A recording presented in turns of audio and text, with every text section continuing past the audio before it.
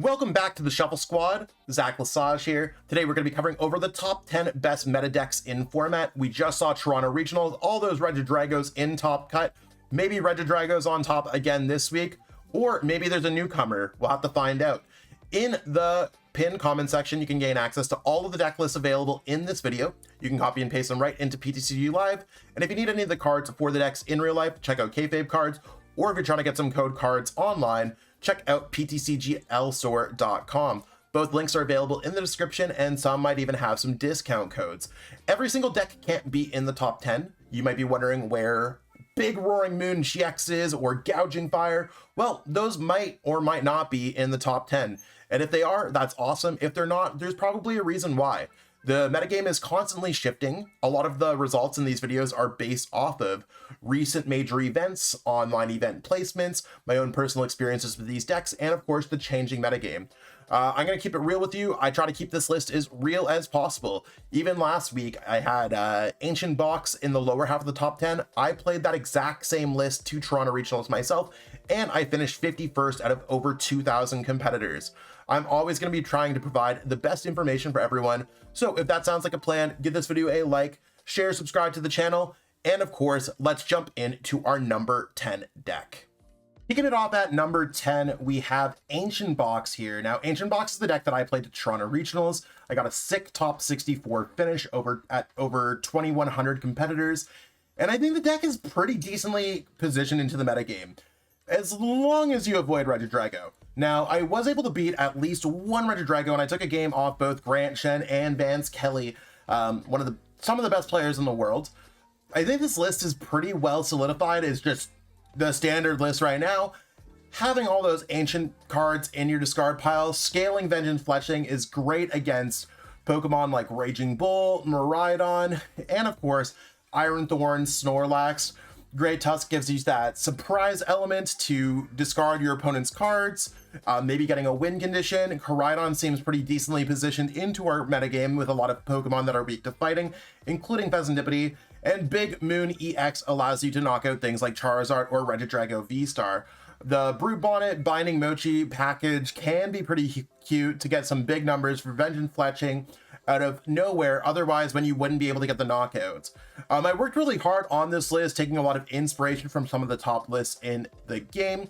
And of course, I think that it's just Ancient Box is good when it's good. Charizard and Regidrago are going to be some of the weaker spots, but everything else in the metagame seems quite strong. So if you're looking for a deck to give it a try, check out Roaring Moon Ancient Box. Making it rain at number 9, all with gold coins, of course, is going to be Gholdengo EX. Now, this deck did pretty decent at Toronto. There's a handful in the top 64, top 128. Didn't necessarily reach the heights of where it kind of kicked out of the gate at Sacramento. The goal of this deck is going to be making it rain, pitching a lot of energies, and the new Energy Surge Pro allows you to do so, getting all those energies into your hand and pitching them away so that when your opponent's Pokemon has like 300 plus HP, you just gotta discard 5-6 energies from your hand, and of course we can get them back over and over with superior energy retrieval. Having a 1/1 kiss line here allows us to maybe get a coin flip here and there to get a knockout, an extra prize card, and that's really where it's at. We have seen some builds that play Palkia VSTAR. I think Togekiss is probably necessary for this pretty aggressive format right now. This is the same list that I had going on last week in the video, so if you haven't got a chance to check that one out, here we have it again. I think it's really solid. There were a few players that played this deck at Toronto, so always check out the most recent regionals if you're looking for other forms of inspiration. Jumping into number 8, we have Klawf Pinch Pinch. With Unhinged Scissors doing 30 plus 160 if it's affected by a special condition. Klawf has been one of the top decks since the tail end of Sacramento, heading into Stukar, where we saw a lot of top players, including our 2018 world champion Robin Shaw's pilot it all the way to a top 8 finish. Now, that's where Klawf is kind of fallen off a little bit. Toronto, we saw a lot of players playing it. We didn't see the same caliber of players playing it across the board. A lot of great players, and I'm sure there's a lot of great Klawf pilots, but we didn't have that same conversion rate. And then when it gets to day 2, and now that Klawf has been out for a few weeks, I think a lot of players have learned how to play around the poison damage of Petrant returning into a knockout. All the little tips and tricks. A lot of players had their jamming towers, their lost vacuums. So Klawf was a little bit hated out of the format, players just don't like letting these fun decks see success and riding at those top tables all the time. I do think Klawf has a place going forward. We're probably going to see a handful of more aggressive decks trying to take down the Regidragos that we saw all in the top cut of Toronto, and this deck typically does pretty well at those events where you're trying to counter those aggressive decks like Raging Bolt and Miraidon. So I do think Klawf might be on its way up in the future, but we'll have to continue to monitor Klawf's success. This list, I think, is the same list that I had going on last week. It's my own personal list that I was this close to playing at Toronto before I backed out into Ancient Box. Klawf, super fun deck, so if you haven't got the chance to try it out, definitely try it out, and its army of all the weirdest Pokemon in the game. Making a return to our top 10 best decks this week is going to be Raging Bolt EX. Did you miss it? Well, it's one of those things where Raging Bolt EX has seen a fair bit of success at Toronto, even including having one in the top 4. Now, it did get beat out by Regidrago, even though it's supposed to be one of the more favorable matchups, but we've all been there where we lose to a deck that we're not really supposed to be. That's just how Pokemon works. There's luck in the game, right? Well, I think that Raging Bolt EX has some life left into it. We're still trying to use Bellowing Thunder. We're still trying to accelerate a bunch of energies with Teal Mask Ogerpon and Professor Sada, and that's really the core of this deck. I've added a Latias EX and a Switch card so that we have some mobility in this deck where some lists are just playing Switch card or some lists are just playing Latias EX.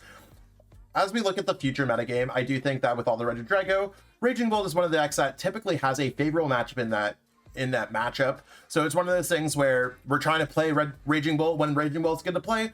If you're gonna hit a bunch of Regidrago, this might be the time to play the deck. Maybe it is, maybe it isn't, but I do think that an aggressive deck or two are going to be welcome back into the top 10. We could see Miraidon, Gouging Fire, Turbo Moon, and of course Raging Bolt EX here. So if you've been a fan of the long neck Pokemon, it is one of those things. Maybe give it a try. It's probably the time to break these out of the back of the binder again. One of the unexpected successful decks since really Stuttgart's, I mean, it's been around a little bit before that, but that's really where it popped off in success, is Dragapult EX. Using J.W. Kreewall's list as a base and a lot of the ideas there. I like the Klefki. I like the addition of the Rare Candy. I like a lot of the things that are going on with his take on the deck. Dragapult EX in the front, Iron Thorns in the back, stopping abilities, or using Phantom Dive against all the little Pokemon in play. Of course, with a cool Toad Scroll line with that Slime Mold Colony ability to stop some Regidrago and to stop anything else that might just be in its way, such as maybe Gholdengo. I think this is a really cool way to be playing the deck, and I think it's just arguably one of those decks that shouldn't work, but it does. And maybe we'll see more of these decks in the future, but I do really think that Dragapult EX with the Iron Thorns is one of those decks that we're probably going to have for the remainder of our formats. And Dragapult EX is going to get even better with Prismatic Evolutions coming through with Mewtwo and all those other Pokemon that might change up our metagame a little bit. I do think it's just a solid choice. It's not perfect. It just works. And I think we saw a lot of players having some deep runs in day 2 with it, getting some top 64s. So give Dragapult EX a try if you haven't got a chance to already. At number 5 this week, we have Snorlax Control with Klefki, and it's a list that Dennis Peroff and Cyrus Davis brought to Toronto Regionals, with Dennis making top 32 and Cyrus making top 64.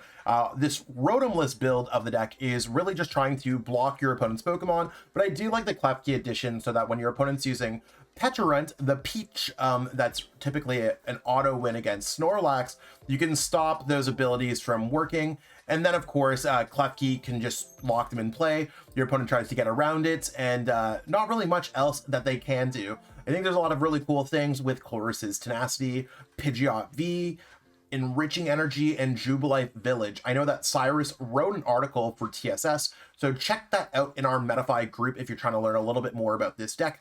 But I do think that this is probably one of the best versions to see of Rotom lists, the boxed order build of Snorlax that I've seen. And I think given the metagame growing, it might just end up becoming better. I think Snorlax's meta share and its matchup spread is just absolutely unheard of right now. So I'm really excited to see how the deck plays out as we go forward. Maybe I'll have to get Cyrus on the channel to really explain how this one works, and we could walk through some games there. So I think that'd be awesome. Let me know in the comments if you want to see that. Again, I do want to let everyone know that in the pinned comment, there are the copy and pasteable versions of all these deck lists, so check that out in the pinned comment section. Hopping all the way up at number 4 this week is going to be Lugia VSTAR. Now, Lugia VSTAR, I think, had one of the biggest glow-ups at Toronto. We saw a lot of the lightning decks like Miraidon and Iron Thorns really kind of go away in a lot of ways. I know we saw the Dragapult Iron Thorns spike up a little bit, but there's always going to be some kind of lightning deck in the format, right? Lugia had a lot of those go away, and now it has a decent matchup spread against a lot of decks, including a slightly favorable matchup in Regidrago, in my opinion. Looking at Kieran Farah's list, who placed 9th overall after the asymmetrical cut loss.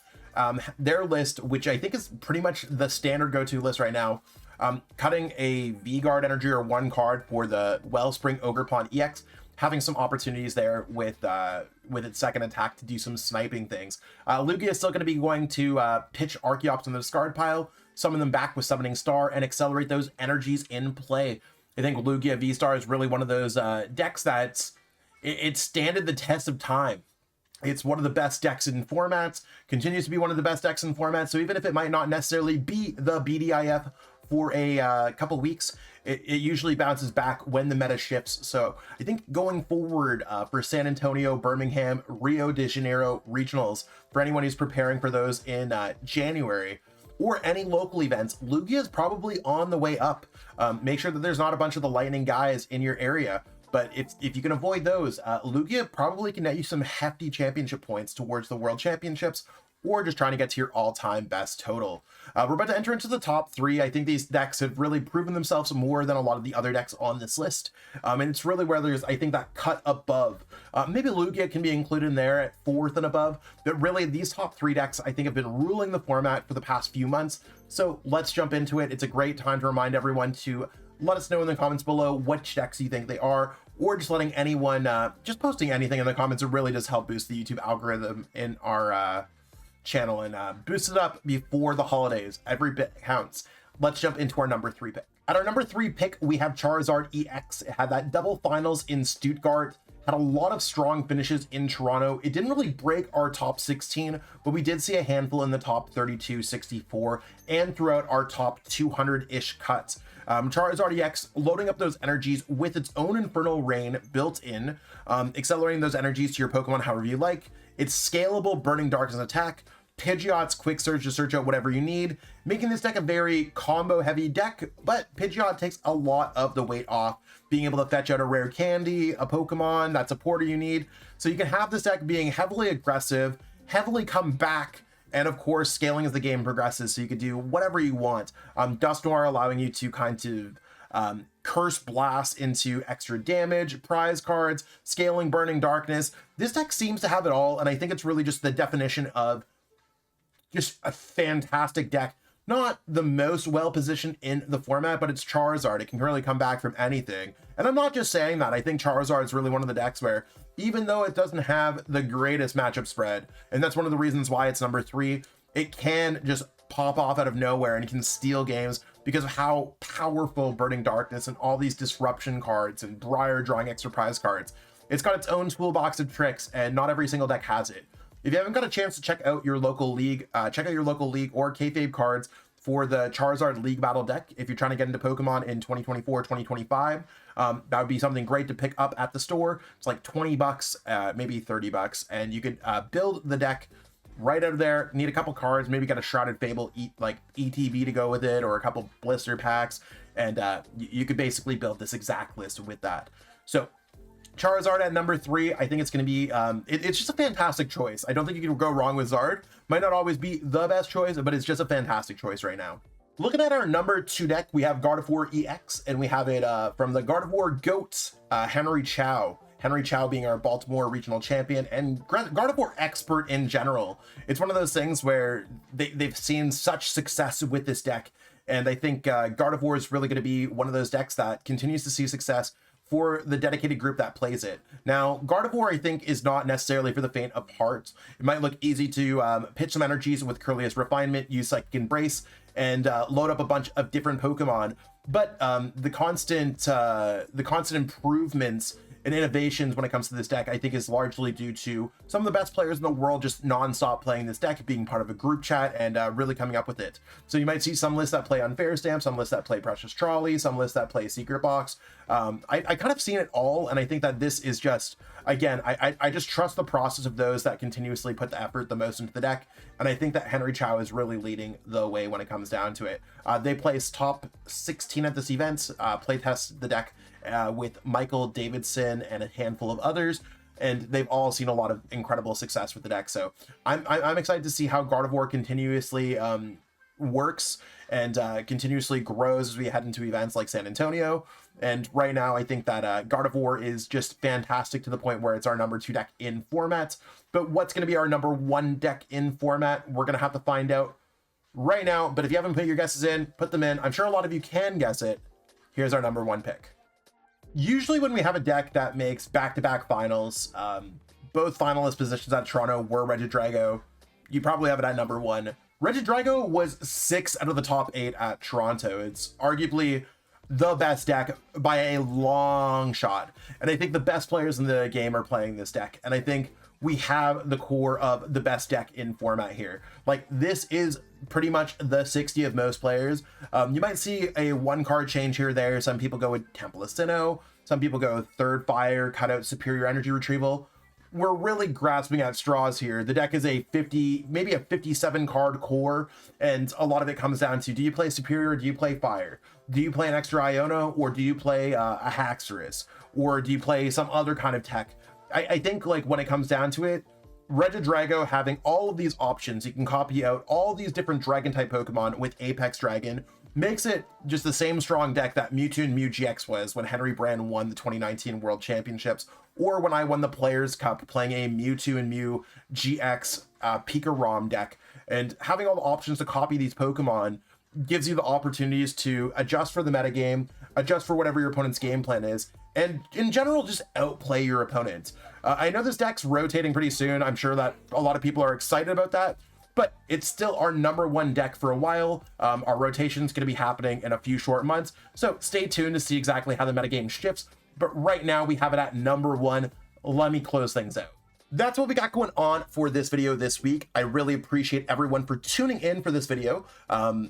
Toronto was our last major event of the format, so I'm assuming that most of these decks are going to stay pretty much the same over the next few weeks. Maybe there's going to be some minor changes here and there, but of course, I'm going to keep everyone updated with weekly top 10 best decks videos. I know the holidays can get a little bit crammed for everyone, so maybe there's not going to be a video on the 25th or on January 1st. I'm going to figure out our schedule over the holidays, because as you might have noticed, I've basically taken back over the TSS channel.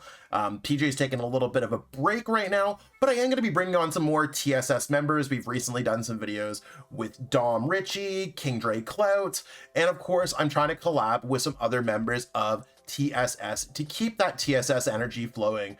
It's been an absolutely exciting year for TSS, myself, and I'm just so thankful for this opportunity to be able to kind of talk in front of the community and kind of have this stage, you know what I'm saying? I really do honor this, and I really appreciate everyone for tuning in. If you do want to help support the Shuffle Squad, check out our description. We have our Metafy group, we have articles, whatever, stuff like that, deck lists. You can subscribe to stuff like that. You can always just give this video a like, let us know in the comments what you think. All that stuff's free. Pick up some cards from Kayfabe or PTCGL store, pick up some advanced GG, or even a deck box from Ultimate Guard. If you help the sponsors that support us, that's probably going to support the Shuffle Squad. And even if it doesn't directly support us, I'm sure they're going to continue on their ongoing love and respect for us. If you want to support me, check out my Metafy page. I do offer one-on-one coaching. With it being the holiday season, you can totally gift a Metafy gift card to one of your loved ones. Join one of my upcoming master classes that are a little bit cheaper than my one-on-one rates.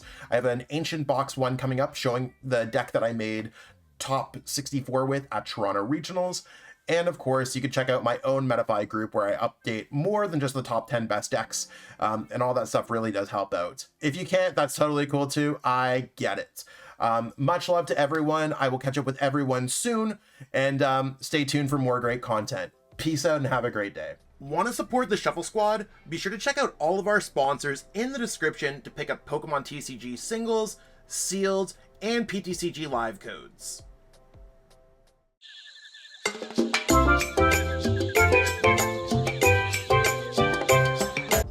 You made it to the end. Thank you so much for watching this entire video from the Shuffle Squad.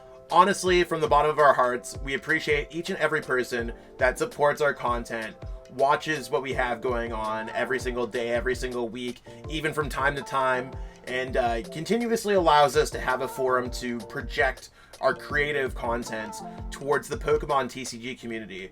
So if you haven't already, be sure to give this video a like, subscribe to the channel, and even leave a comment to help boost the YouTube algorithm. That being said, we'll catch you with our next video. Thanks again. Take it easy.